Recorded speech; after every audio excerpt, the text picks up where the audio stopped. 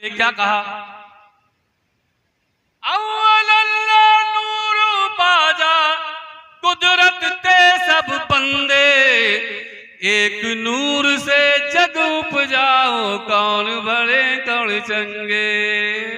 अल्लाह ने सबसे पहले एक नूर को यानी नूरे मोहम्मदी को पैदा फरमाया और उसी एक नूर से सारी कायनात को पैदा किया। उसमें बाद अच्छे हैं, बाद नेक हैं, बाद बद हैं, बहुत बुरे हैं, बाद अच्छे हैं, बाद बुरे हैं, उनमें तरह तरह के बंदे हैं। अब मैं पहुंचा जो है अब मैं पहुंचा, अब मैं पहुंच गया कबीरदास के पास। मैंने कहा कबीरदास एक बात बताओ, इस हदीस के बारे में तुम्हारा क्या ख्याल है? तो मैंने कहा अपने अंदाज में बोलो, अपनी भाषा में बोलो, अपने अंदाज में बोलो कि मुस्तफ़ा ये फरमा रहे हैं कि मेरे नूर से सारी कायनात बनी है, इसमें तुम्हारा क्या ख्याल है? तो कबीरदास ने कहा अरे एक फार्मूला दिए देता हूँ, उस फार्मूले पे अमल कर लेना, आपके समझ में आ जाएगा। अदरा वो फार्मूला जो दे रहा हूं उसे याद कर लीजिएगा और उसे दिमाग में नोट रखिएगा और उस गणित को इस्तेमाल करिएगा तो आपके समझ में आ जाएगा कि सारी कायनात नूरे मोहम्मदी से बनी है। अब कहा कबीरदास से तुम बोलो, तो कबीरदास बोले अदद निकारो हर अक्षर का चौगुन कर लो भाई, दो मिला के पचगुन कर लो 20 का भाग लगाए, बाकी बच्चे को 9 गुने 2 और मिलाए। और कहत कबीर सुनो भाई साधु नाम मोहम्मद आ। कबीरदास ने फार्मूला बताया कि जिस चीज का चाहो नंबर निकाल लो, चाहे उनका ही नंबर ले लो जिनका नंबर निकल गया। नहीं समझे? कुछ लोगों का नंबर निकला कि नहीं निकला? हाँ? और इतना कम निकला के पास ही नहीं होंगे। हाँ? पास होने के लिए मिनिमम 33। हाँ? और इनके कितने आए? इनका सप्लीमेंट्री से भी काम नहीं चलेगा, ये तो गए। कबीरदास ने फार्मूला दिया कि कोई भी नंबर आप ले लें और उस नंबर को 4 गुना करें, जब 4 गुना हो जाए तो 2 उसमें प्लस करें और प्लस करने के बाद टोटल को 5 गुना करें और जब 5 गुना हो जाए तो उसमें 20 से भाग लगाएं, जो बाकी बचे उसे 9 गुना करें, उसमें 2 और मिला दें तो नाम मोहम्मद आ जाएगा। आप लिखते हैं 786/92 लिखते हैं। ये 786/92 काहे का नंबर है? 786 बिस्मिल्लाहिर्रहमानिर्रहीम का आदद है और 92 लफ्ज़ मोहम्मद का आदद है। अब मिसाल के तौर पे आपने 1 लिया, 1 को आपने 2 गुना किया, 2 हुआ ना। 1 को आपने 4 गुना किया तो 4, 2 और मिला दिया तो 6। अब 6 को आप 5 गुना करें 30। अब 30 में आप 20 का भाग लगाएं तो 20 एकन 20 बच गया 10, बचे हुए को 9 गुना किया 90 हुआ, 2 और मिलाया 92 हो गया। आप 2 ले लें, 2 को 4 गुना किया 8, 2 और मिलाया 10, 10 को 5 गुना किया 50। अब 50 में आप 20 का भाग लगाएं तो 20 दूना 40, बच गया 10, बचे हुए को 9 गुना किया 90 हुआ, 2 और मिलाया 92 हो गया। आप 3 ले लीजिए, 3 को 4 गुना किया 12, 2 और मिलाया 14, 14 को 5 गुना किया 70। अब 70 में आप 20 का भाग लगाएं तो 20 दिया 60, बच गया 10, बचे हुए को 9 गुना किया 90 हुआ, 2 और मिलाया 92 हो गया। कायनात का कोई भी नंबर ले ले और जब आप एक ढंग से निकालेंगे तो आखिर में बचकर 92 ही इसलिए कि असले कायनात तो जनाबे मोहम्मद रसूलुल्लाह। अब इस शेर को आप गौर करें, आप समझ में आएगा। अदद निकारो हर अक्षर का चौगुन कर लो पाए, दो मिला के पचगुन कर लो 20 का भाग लगाए, बाकी बचे को 9 गुने 2 और मिलाए, और कहत कबीर सुनो भाई साधु नाम मोहम्मद आए। अब ये फार्मूला याद हो गया आपको? याद हो गया ना? हाँ, अब याद कर लीजिएगा। इसलिए कि सारी कायनात की रूह कायनात जाने कायनात तो जनाबे मोहम्मद रसूलुल्लाह सल्लल्लाहु अलैहि वसल्लम है। मेरे मुस्तफ़ा दुनिया में तशरीफ लाए, कौन इनके पैगंबर आए, रसूल कायनात आए, तो इसलिए आए थे कि बिगड़े हुए इंसानों को एक प्लेटफार्म पे लाके खड़ा कर दिया जाए। जो पेशानियां मुतादिद जगहों पे झुक रही हैं, वो पेशानियां एक वहदहुल्लाह शरीक की बारगाह में झुका दी जाए। इसलिए मुस्तफ़ा आए थे, किसी और के सामने नहीं झुकेगी। ये पेशानी का एजाज ये कुर्बान नहीं होगा। अगर जमीन पे रखा जाएगा तो अल्लाह के लिए, पेशानी झुकेगी तो वहदहुल्लाह शरीक के लिए, सर झुकेगा तो वहदहुल्लाह शरीक के लिए, सर उठेगा तो वहदहुल्लाह शरीक के लिए। एक रब की इबादत होगी, एक रब की बंदगी होगी। जब मेरे मुस्तफ़ा ने दुनिया में कदम रखा तो लोगों का ये हाल था, कि लोगों का हाल ये था कि लड़कियां जिंदा दरगोर कर दी जाती थी। मुस्तफ़ा की बारगाह में एक सहाबी रसूल बैठे हुए हैं, अर्ज करते हैं या रसूलल्लाह, मैंने इन अपने हाथों से अपनी 70 या 7 बेटियों को जमीन के नीचे दफन कर दिया है। ए मेरे आका, क्या ये मेरा पाप माफ हो जाएगा? क्या ये मेरा गुनाह माफ हो जाएगा? ए अल्लाह के रसूल में माफ कर दिया जाऊंगा। मुस्तफ़ा फरमाते, मेरे सहाबी घबराओ नहीं, परेशान मत हो, अल इस्लाम पिछले सारे गुनाहों को मिटा देता है। ए मेरे सहाबी सुनो, तुम में से किसी के 3 बेटियां हो, उन 3 बेटियों को या 3 बहनें हो, अच्छी तालीम दी, अच्छी तरबियत दी, अच्छी जगह निकाह कर दिया, तो इनाम सुनो दरगोर करने वालों, इनाम सुनो।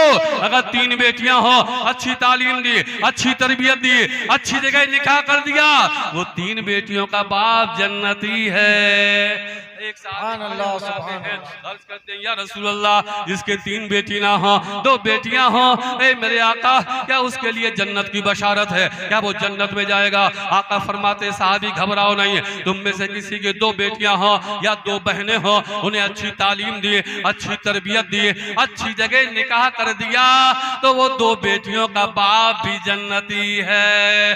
और साहबी कहते हैं, अगर मैं कहता या रसूलल्लाह, किसी के 1 बेटी हो, 1 बेटी हो, उसे अच्छी तालीम दी, अच्छी तरबियत दी, तो 1 बेटी का बाप भी जन्नती है। परेशान मत होना, जिसके कोई बेटी नहीं है, तुम्हारे लिए भी जन्नत की बशारत है। अगर तुम गैरों की बेटियों को अपनी बेटी की निगाह से देखोगे, तुम भी जन्नती हो।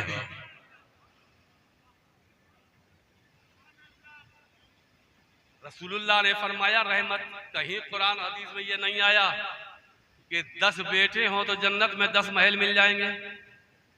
कोई कह सकता है? नहीं ना, कि 1 बेटा है तो 1 रूम मिल जाएगा, कुछ अलॉटमेंट कुछ नहीं होगा। लेकिन बेटियां हों तो जन्नत की बशारत दी जा रही है। रसूल कायनात ने फरमाया, ये बेटियां रहमत है, रहमत, लेकिन जहेज की लानत ने बना दिया जहमत। अब तो हाल ये हो गया कि घर में अगर लड़का पैदा हुआ तो बाप का चेहरा खिला हुआ। इमाम साहब के पास आए, अरे क्या बात, लड़का हुआ है, चेहरा खिला हुआ, मूछें 10:10। और अगर कहीं लड़की पैदा हो गई तो बाप का चेहरा सुकड़ के बटुए की तरह हो जाता है। क्या हुआ? लड़की हुई, चेहरा सुकड़ के बटुए की तरह, और मूछें बिल्कुल 5:35। क्यों? रसूल कायनात ने फरमाया ये रहमत है रहमत, लेकिन जहेज की लानत ने इन्हें बना दिया जहमत। जो जिसका जैसा है उसी एतबार से भीख मांग रहा, उसी एतबार से मुतालबा कर रहा, उसे ही मांग रहा है। और जो है जो मालदार है या गरीब है वो अपने हिसाब से मांग रहा है। एक दिल्ली के दिल्ली की जामा मस्जिद पर एक फकीर बैठा हुआ भीख मांगा करता था। उसकी पुरानी जगह थी, वहाँ पे उसका अच्छा खासा धंधा हो जाता था, 400-500 रुपए मिल जाते थे। एक दिन देखा वो चांदनी चौक में टहल रहा है। लोगों ने पूछा अबे तुम तो जो है जामा मस्जिद सीढ़ियों पे बैठते थे, वो तुम्हारी पुरानी जगह है, तुमने वो जगह क्यों छोड़ दी है? बोले क्या बताएं क्या बताएं। अब मैं तो कहा तुम्हें किसी ने भगा दिया तो चलो मैं चलता हूँ, तुम्हें वहीं बिठाऊंगा। किसी ने जुल्म किया है बदला लेंगे, किसी ने भगाया है इंतकाम लेंगे। अब अपनी पुरानी जगह लौट जाओ। तो उस बूढ़े फकीर की आंखों में आंसू आ गए। बोला मैं नहीं जा सकता हूँ, अब वो जगह नहीं बैठ सकता हूँ, अब मैं जगह जगह धक्के ही खाऊंगा। कहा आखिर बताओ उसकी वजह क्या है, क्यों नहीं जा सकते हो, क्यों नहीं जाना चाहते हो? तो कहने लगे इत्तफाक से मेरे घर पे बेटी थी, जब मैंने अपनी बेटी का निकाह किया तो मेरे होने वाले दामाद ने वो जामा मस्जिद की सीढ़ियों वाली जगह मुझसे जहेज में ले ली है, मैंने वो जहेज में ले ली है। अब चांदनी चौक पे ठोकरे खा रहा, जो जैसा है वैसा मांग रहा है। अगर छोटा मोटा खोखा रखा है, पान ठेला लगाए तो बाप कहता है हम मोटरसाइकिल चाहिए, वो भी पल्सर चाहिए। और अब तो बुलेट की मांग होने लगी है। और अगर थोड़ा पैसे वाला है तो कहता है मोटरसाइकिल से काम नहीं चलेगा, 2 व्हीलर से काम नहीं चलेगा, 4 व्हीलर चाहिए, कम से कम जो है कम से कम इको वगैरह होना चाहिए। या मारुति 800 तो खैर बंद हो गई है, अब सेंट्रो वगैरह उसकी जगह पे आ गई है। कम से कम जो है अल्टो होना चाहिए, इतनी बड़ी गाड़ी होना चाहिए। और अगर किसी बड़ी दुकान का मालिक है, बड़े शोरूम का मालिक है, तो कहता 4 व्हीलर में भी इतने से काम नहीं चलेगा। 4 व्हीलर में अब जो है अब तो जो है अब तो ये हाई फाई चाहिए, होंडा सिटी चाहिए, या स्कॉर्पियो नंबर वाली चाहिए, या इसमें जो है और बड़ी बड़ी गाड़ियां चाहिए, और बड़ी बड़ी गाड़ियां चाहिए। और अगर देहात का जमींदार फंस गया तो कहता ट्रैक्टर चाहिए। अरे नादान, तुझे भीख मांगने के लिए एक गरीब बेटी का बाप का दरवाजा मिला था, जहां तू भीख मांगने गया है, मांग रहा है और शर्मा भी रहा है, शर्मा भी नहीं रहा है। अरे नादान कहां मांगने पहुंचा है, कहां मांगने पहुंचा है, कहां से मांग रहा है? अरे नादान, तुझे मांगना ही था, मांगना ही था, मांगना ही था तो गरीब नवाज के दरबार से मांग लेता, गौसे आदम सरकार से मांग लेता, सहाबा के दरबार से मांग लेता। अगर मांगना ही था तो बस जुबान आला हजरत ये कहता जाता, कौन देता है, देने को मुंह चाहिए, देने वाला है सच्चा हमारा।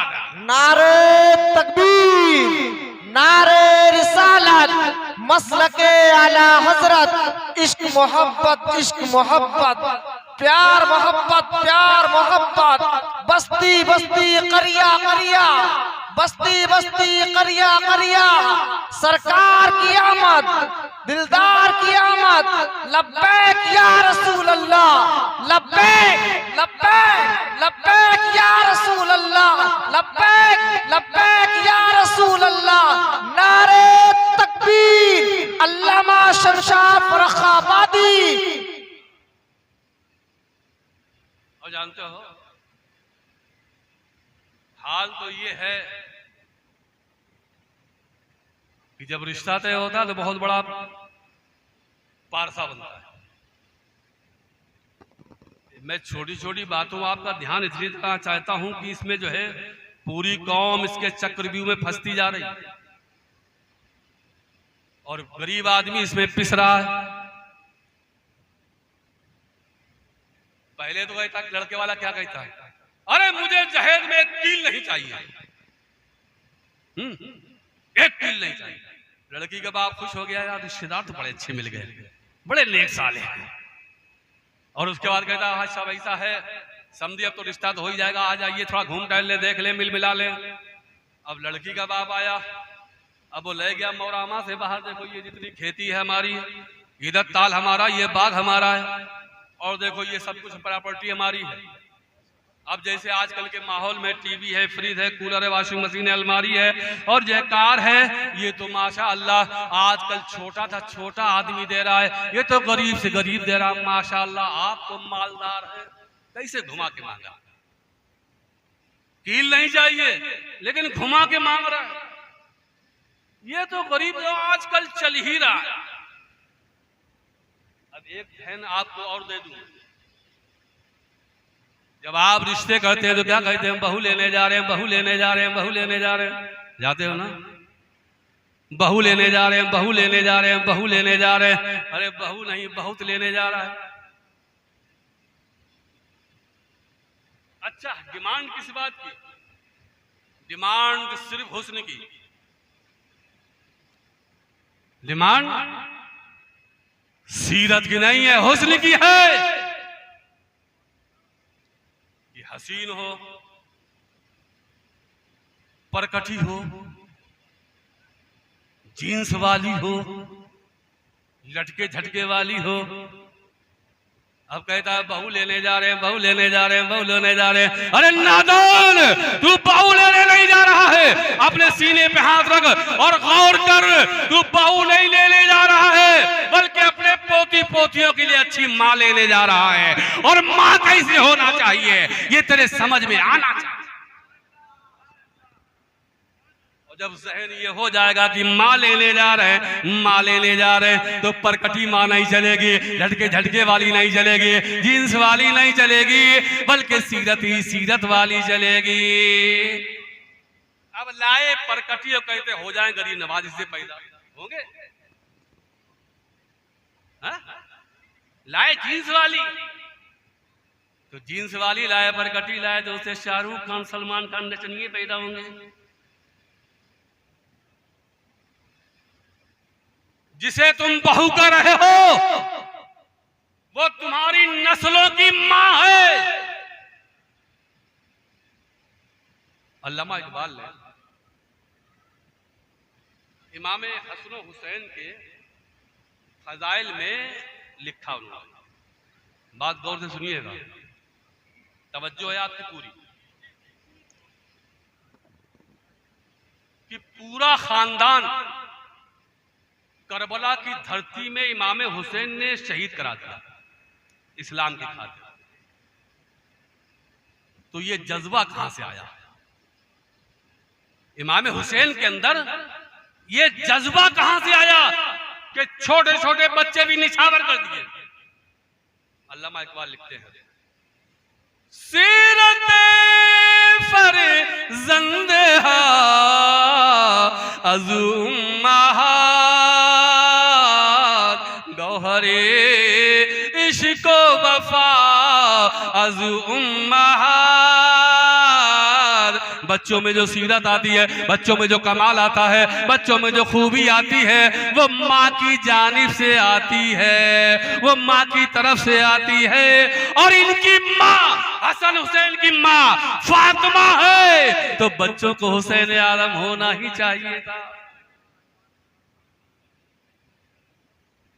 आज साइंस से भी साबित है कि बाप से सिर्फ जिस्म की हड्डियां बनती हैं, सारा मांस जिस्म का मां से बनता है।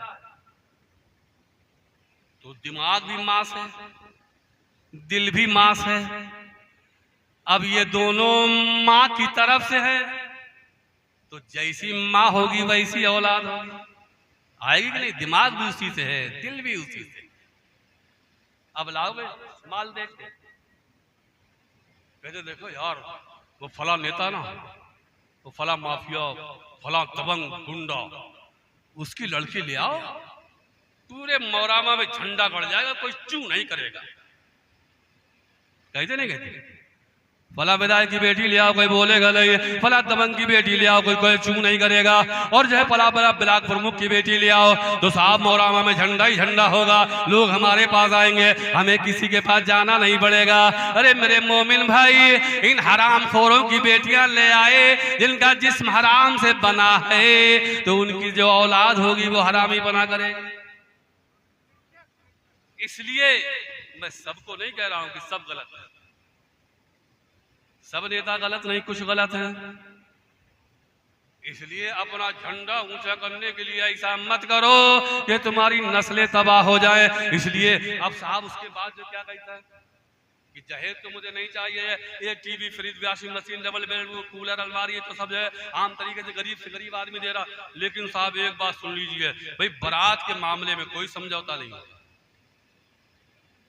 डकैतियां पहले रात में पड़ती थी, अब ये बारात की शक्ल में बंदूकें ले लेके दिन में डकैतियां डालेगा। वो बेचारा बेटी का बाप सहमा हुआ, डरा हुआ। भाई साहब 200 आदमी लाइए ताकि मैं आपकी अच्छी तरह से खिदमत कर लूं। भाई ये नहीं हो पाएगा, इसमें समझौता नहीं है। मैं बहुत जब कम लाऊंगा, बहुत खास लोगों लाऊंगा तो 500 आएंगे। होता कि नहीं होता? आप थोड़ा गौर करिए, ये तुम्हारे समाज में है कि नहीं? 500 लेके आऊंगा और साहब बारात गेस्ट हाउस में होना चाहिए, मैरिज हॉल में होना चाहिए, वहाँ पर जो है और रास्ते में नाश्ते का इंतजाम होना चाहिए। वहाँ पर हमको जो है नाश्ते में गरम भी होना चाहिए, चाय काफ़ी भी हो, मिरिंडा भी हो, थम्स अप भी हो, ड्यू भी हो, कोको कोला भी हो, पेप्सी भी हो, और उसमें जो है कुछ भुजिया व नमकीन वगैरह भी होना चाहिए। वहाँ पर दाढ़ी बनाने की नाई भी चाहिए, प्रेस करने वाला धोबी भी चाहिए, सारे कपड़ों का इंतजाम करने वाला चाहिए। और खाने में कम से कम 10 आइटम होना चाहिए। उसमें चिकन भी हो, उसमें मटन भी हो, उसमें कोरमा भी हो, उसमें स्टू भी हो, उसमें भुना भी हो, उसमें पुलाव भी हो, उसमें बिरयानी भी हो, उसमें जर्दा भी हो, और साथ उसके साथ सब्जी में पनीर होना चाहिए, चना आलू होना चाहिए, चना मटर होना चाहिए। ये सारे इंतजाम होना चाहिए। मेरी इज्जत का मामला है, मेरे बड़े त्योहार है। हो सकता है एमएलए भी आ जाए, एमपी साहब भी आ जाए, एसडीएम साहब भी आ जाए, डीएम साहब भी आ जाए, बड़े बड़े नेता गढ़ आ जाए, बड़े बड़े लोग आ जाए, एक से एक मालदार आदमी आएंगे। मेरी इज्जत का सवाल है, मेरी आबरू का सवाल है। आपको 10 आइटम तो करना ही पड़ेगा। बड़ा इज्जत वाला है, बड़े प्रकार वाला है, बड़ी पोजीशन वाला है। अगर इतनी इज्जत वाला है तो अपने बेटे के वलीमे में ये 10 खाने करके दिखा, तेरी औकात का पता चल जाएगा। बेटे के वलीमे में खिला रहा ठर्रा चावल और लड़की वाले से मांग रहा 20 आइटम। लगता पेमेंट करके आया, शर्म नहीं आई। एमएलए साहब भी आ जाएंगे, विधायक जी आ जाए, एमएलए एमएलए एमएलए एमएलए ये एमएलए क्या एमएलए एमएलए एमएलए एमएलए, तुम्हें कुछ भी ना दे। सही परिभाषा।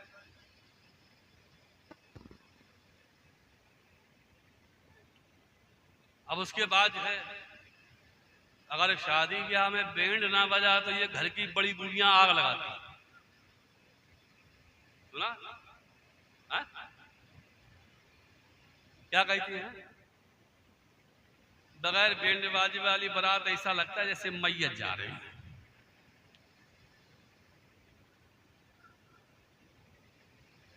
कहती हैं दामाद बैठा हुआ है, अगर बैंड बाजा नहीं आएगा तो हम नहीं जाएंगे। बहन वही आंखें तरेरे हुआ, अगर बैंड बाजा नहीं जाएगा तो हम नहीं आएंगे। और बगैर बैंड बाजे की बारात तो ऐसा लगता है जैसे मैयत जा रही हो। मेरे मोमिन भाई, ये भारत है, भारत। यहाँ से बहुत सी मैयतों के साथ मैंने बैंड बाजा देखा है।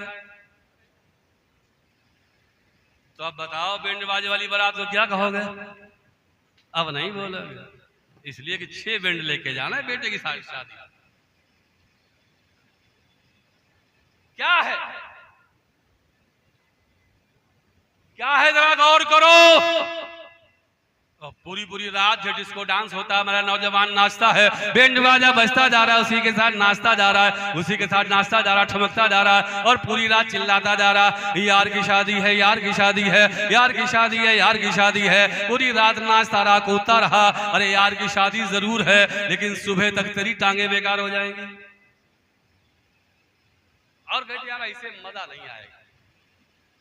शादी में जब तक मस्ती ना हो, सुरूर ना हो, जब तक मजा नहीं आता, बैंड बाजा बज रहा है, तो थोड़ी ड्रिंकिंग होना चाहिए, थोड़ी पी लेना चाहिए। अब इन उलमा ने, इमाम साहब ने मना किया, बेटा शराब मत पिया करो। तो आंखें को इधर, इमाम साहब हम कोई देसी ठर्रा थोड़ो पीते हैं, हम विस्की पीते हैं, ब्रांडी पीते हैं, और ये देसी वाली हराम है। ये विस्की ब्रांडी हल्का सुरूर होता है, अच्छी नींद आती है, तंदुरुस्ती बन जाती है। ये वाली हराम नहीं है, वो वाली हराम है। अरे खुद ही मुफ्ती हो जाता है। अरे नादान, अगर खिंजीर के गोश्त पर अगर चांदी का फर्क लगा दिया जाए तो खिंजीर का गोश्त जायज नहीं हो जाएगा। वो देसी टर्रा हो या विस्की हो या ब्रांडी हो, ये सब हराम है, हराम है, हराम। नारे तकबीर, नारे रिसालत मसलके आला हजरत सरकार की आमद जश्न ईद मिलादुन नबी कॉन्फ्रेंस। नारे तकबीर अल्लामा शमशाद फर्रुखाबादी। अब देखो ऐसा है, अब जितना बोलूंगा पार्टनरशिप में, 1 घंटा तो हो गया, अब जितना आप बोलेंगे उससे कुछ ज्यादा मैं बोलूंगा ताकि आप सो ना जाएं। अब जो मैं बात आपको बताने जा रहा हूं उसे गौर से सुनिएगा।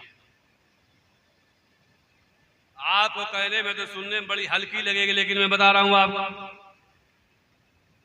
नौजवान ये दिल्ली बम्बई की हवा लग गई, यहाँ मोहरामा में तो नहीं पीता था, लेकिन कुछ दिनों दिल्ली में रहा, बम्बई में रहा, वहां से सीख के आ गया, अब यहाँ पे शराब पी रहा। क्या तूने अपने कुरान को नहीं पढ़ा? क्या रसूल का फरमान नहीं सुना? कुरान ने कहा ये उम्मुल खबाइस है, ये गुनाहों की जननी है, गुनाहों की जड़ है, ये गुनाहों की माँ है। रसूल कायनात फरमाते हैं नापाक है, ये नजिस है, इसे हाथ मत लगाना, इसे छूना मत, इसकी बोतल को हाथ मत लगाना।